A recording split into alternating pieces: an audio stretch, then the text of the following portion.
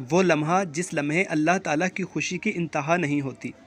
رسول کریم صلی اللہ علیہ وآلہ وسلم اپنی ایک حدیث میں بتاتے ہیں کہ ایک لمحہ ایسا ہوتا ہے جب اللہ تعالیٰ کی خوشی کی انتہا نہیں ہوتی۔ اس لمحے اللہ تعالیٰ اس شخص سے بھی زیادہ خوش ہوتا ہے جس شخص کو موت کا یقین ہو مگر اسی لمحے اسے زندگی مل جائے۔ تو اس شخص کی خوشی کا اندازہ کون لگا سکتا ہے؟ مگر ایک لمحہ ایسا ہے، اس لمحے اللہ تعالیٰ اس بندے سے بھی زیادہ خوش ہوتا ہے۔ رسول کریم صلی اللہ علیہ وآلہ وسلم کی حدیث پاک کا مفہوم ہے، جب کوئی مسلمان، کوئی نوجوان توبہ کرتا ہے تو اللہ تعالیٰ کتنا خوش ہوتے ہیں۔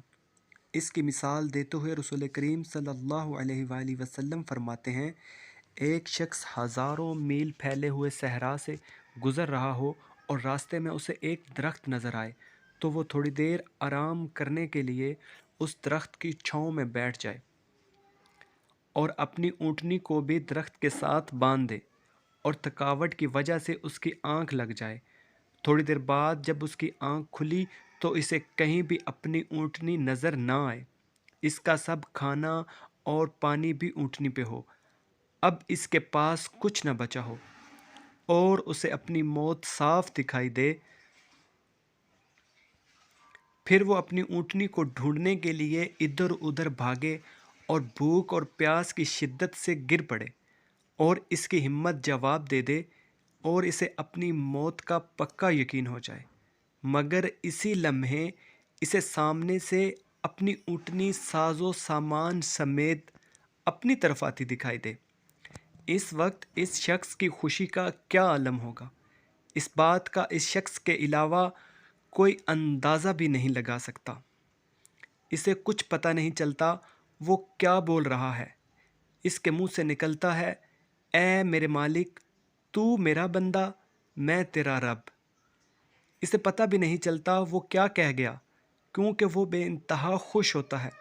جب کوئی بندہ اپنے رب سے توبہ کرتا ہے تو اللہ رب العزت اس لمحے اس اونٹنی والے شخص سے بھی زیادہ خوش ہوتا ہے۔ سبحان اللہ۔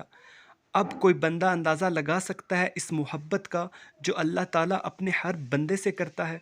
اس لیے ہمیں چاہیے کہ ہم بھی اپنے رب سے سچی توبہ کریں، اس کی محبت کا جواب محبت سے دیں۔ جب ہم کسی بندے سے محبت کرتے ہیں، بے انتہا محبت کرتے ہیں، اور وہ ہمیں محبت کا جواب محبت سے نہ دے تو ہمیں کتنا دکھ ہوتا ہے۔ ہمیں چاہیے کہ ہم اپنے رب کی محبت کا جواب محبت سے دیں۔ جو وقت گناہوں میں گزر گیا وہ گزر گیا، مگر اب ہم سچی توبہ کرنے میں دیر نہ کریں اور توبہ کر کے اپنے رب کے سچے اور لاڈلے بندے بن جائیں اور دونوں جہان کی کامیابی اپنے نام کریں انشاءاللہ۔ اگر آپ نے ابھی تک ہمارے چینل کو سبسکرائب نہیں کیا تو پہلے سبسکرائب کر لیں، اس طرح آپ ہمیں سپورٹ کریں گے۔ آپ کا بہت شکریہ۔ اللہ حافظ۔ Please subscribe my YouTube channel. اللہ حافظ۔